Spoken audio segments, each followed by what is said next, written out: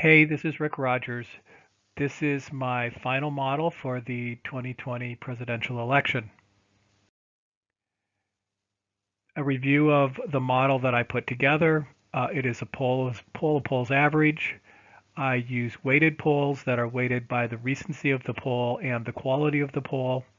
And then I have several adjustments to take into account polling error, which was important in the errors of 2016, and also issues related to the election. All total, my assumptions are highly favorable to Donald Trump, giving him a total handicap of at least 5%. In the popular vote, I'm predicting that Joe Biden will win with a majority, 51.1%. There is some discussion of a narrowing here towards the end of the election. I'll talk about that at various points in this presentation. We see a little narrowing in the national polls, but these numbers fluctuate up and down every day. It's not a huge narrowing. Um, Probably the more important area to look is what's happening with those individuals who are uncommitted. That number is going down, and many of those individuals seem to be going to Donald Trump. The total gap right now is 7.5%. This is a histogram of the qualified polls within my 14-day window. And that tallest bar there in the middle of the distribution is the value of 8%. So that is our median and modal category in the national polls. You see there seems to be a little bit of a cluster around 5 and 6, and also another cluster coming up there in double digits in the range of 10 and 12. And I have not gone through to try to figure out why this is, but it does look like there are three different groups of polls, and they're clustering around those 3 points. Down at the bottom here, we now see the projection that everybody wants to know, the Electoral College. Right now I have it at 279 to 259. That's ahead of where Biden was at the end of September, but lower than where he has been earlier in the month of October.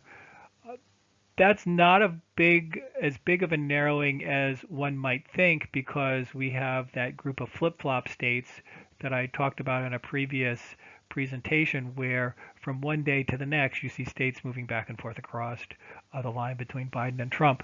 So we'll look at those and talk about the scenarios that occur because of them in just a bit. Here we see a comparison of my numbers in the first column with three other sets. Real Clear Politics is the column next to it. Real Clear Politics has a much narrower election. When we look down at the electoral votes, Real Clear Politics has two sets of numbers, one with toss-up states and one in which they assign states to the candidate leading. I did not do that because my assumptions actually are handicapped in favor of Trump. But you'll see on their no toss-up map, they actually have a better outcome than I predict, even though they have a lower gap in the popular vote. My result is similar to Nate Silver and the 538 website in terms of the popular vote, probably because I'm using his weightings in my model. But notice what happens down there in the Electoral College. He is the most optimistic about the possibilities that Biden will win. Then over here on the far right, we have CNN. CNN sees a large lead for Biden in the popular vote, but their projection for what's happening in the electoral vote actually looks fairly similar to mine.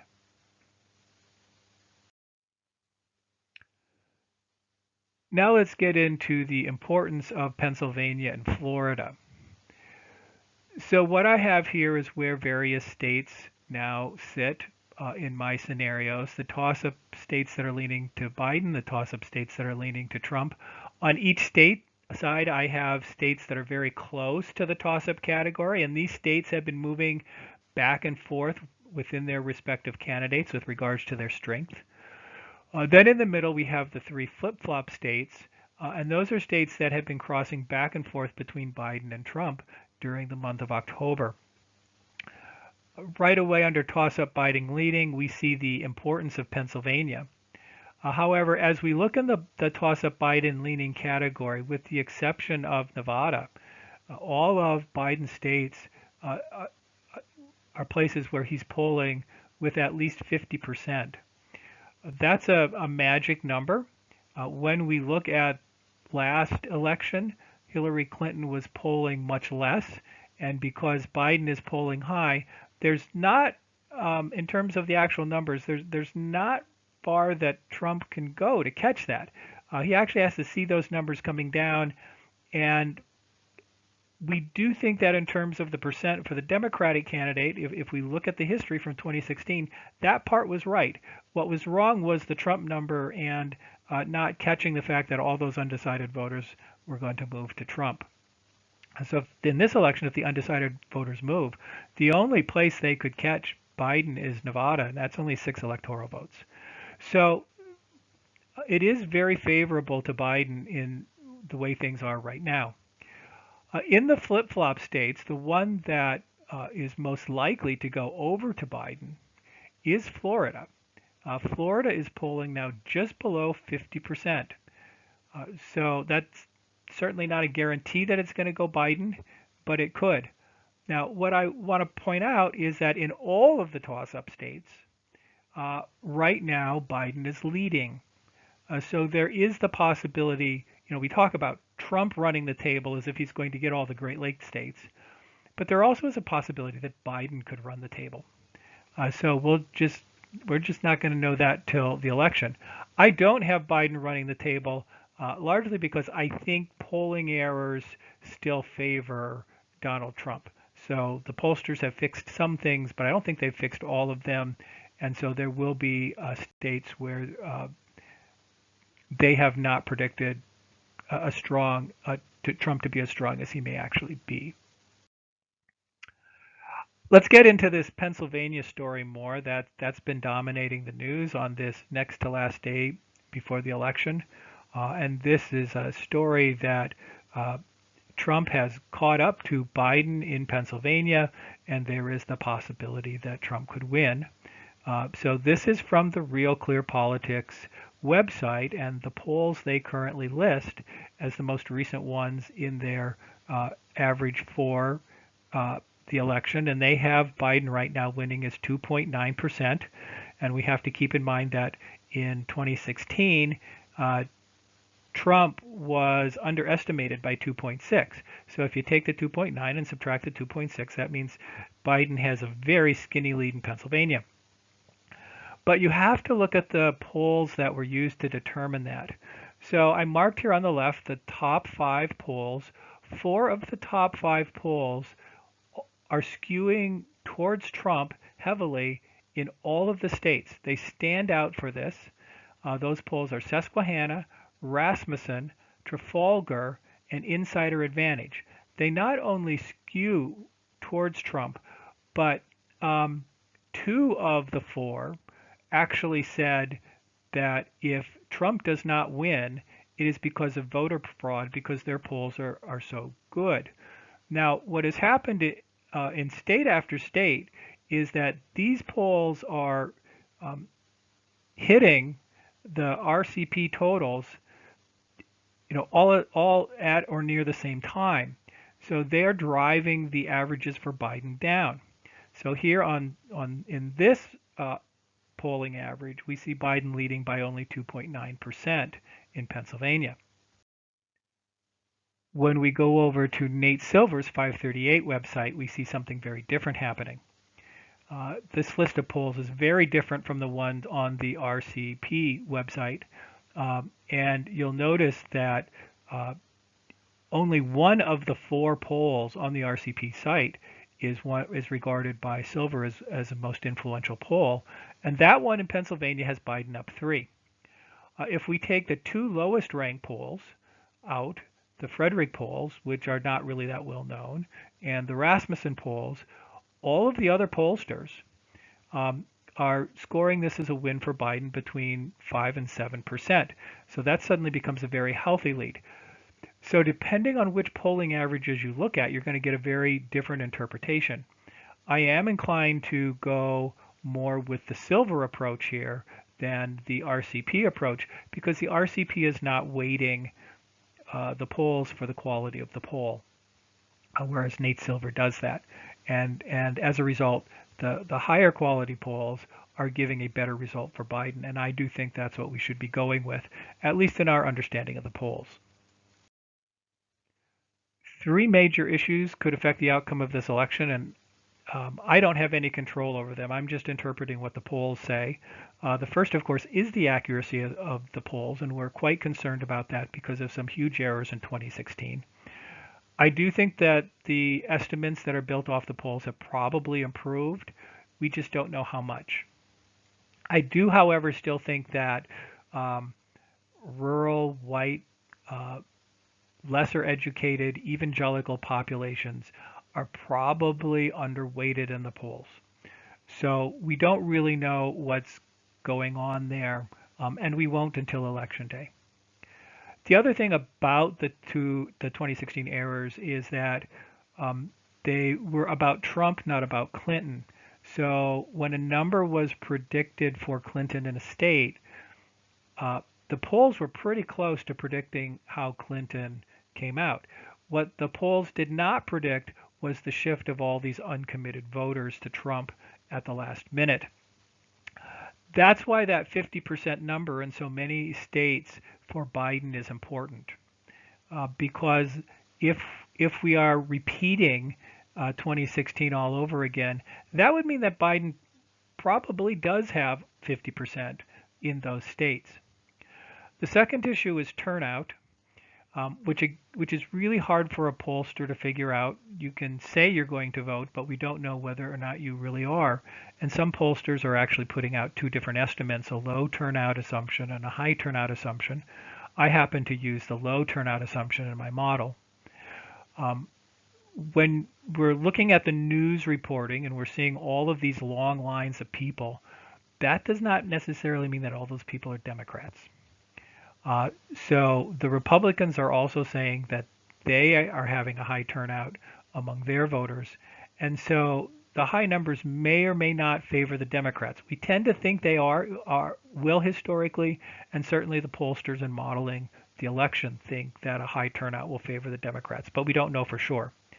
It does appear that the youth turnout favors Biden. We don't know if that's going to be strong or weak. Um, there is some discussion about the minority turnout. So it's not may not be as high as when Barack Obama ran. The question is how low will it be? It probably right now we don't think it's going to be as low as it was when Hillary Clinton ran. But this is in limbo, and in many of these close states, like Pennsylvania, the turnout in cities such as Philadelphia could be decisive across the entire state. Finally, I'm not even going to get into the post-election legal wrangling that might occur here, but I will say that one of the reasons why I'm certainly watching Pennsylvania closely is not just the possibility of polling error.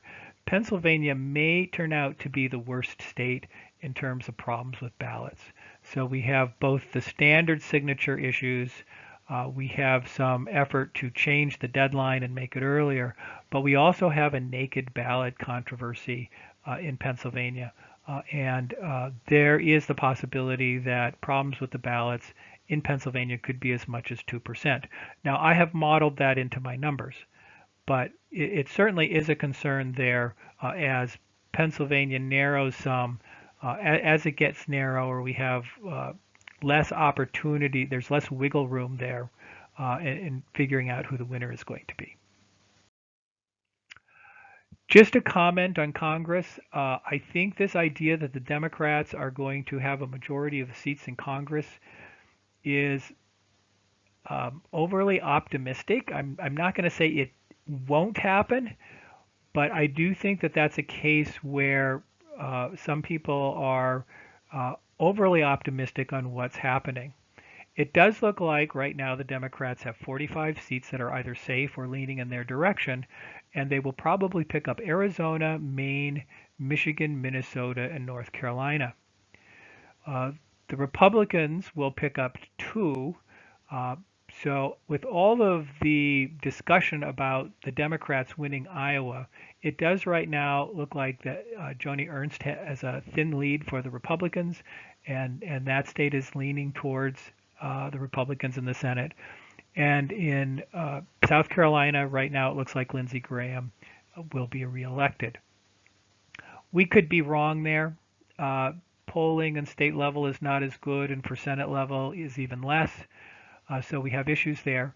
Where the Democrats might have some legitimate hope is in Georgia, where their candidate does have a slight lead as of this moment, and in Montana, where their candidate seems to have is either ahead of or has caught up to the Republican candidate. So we're going to actually have both of those races are too close to call, but to assume that the Democrats are going to get one or both of those seats, that's just overly optimistic. Those are toss-up seats, and they could easily go the other way. I do expect the Democrats to retain control of the House of Representatives. Now my conclusion. I see Joe Biden winning the popular vote by a margin of 7 to 8%. I don't think that a Biden victory in the popular vote is up for debate. The issue is the Electoral College, which is a toss-up. I do see Biden as slightly favored. The outcome depends on Pennsylvania, but not exclusively. So he could possibly pick up Florida and lose Pennsylvania. There are some early indicators of the Biden win. The reason why we are interested in those is because we know that counting ballots in Pennsylvania could take a few days. And also, we have the issue that there'll probably be legal challenges if the election rides on Pennsylvania. But we do have some other states. So there are the three flip-flop states, Arizona, Florida, and North Carolina, that could easily flip over to Biden. Biden is leading there right now. Florida is the one that's easiest. My polls average has Biden leading there by 2.8%. I would want him at least 3, given my generous assumptions for Trump. We may need even more. There could be other states that go. Georgia is certainly under consideration, and that's a big state. If it does go Biden, Biden would not need Pennsylvania to win the election, and so we'll probably know about Georgia fairly early. There are 2 other states that are not really regarded as toss-ups in my model, but people keep talking about them because at various points over the past month, Biden has had a narrow lead there. And I don't think those are Ohio and Texas, and I don't think it's that Biden is leading and then the votes are going away or something like that. There's these random fluctuations in polls. So there is some opportunity, I do think, for Biden in those 2 states. So if either of those 2 states flip, that's also a Biden win, probably in the whole election. Finally, the Democrats will retain the House, and the Senate is still a toss-up. Thank you for listening to this presentation and my other presentations. I will be back in 2 or 3 weeks where I will assess the pollsters and see how good they actually did, and we'll even name winners and losers in our competition among pollsters. Have a good day. Thanks.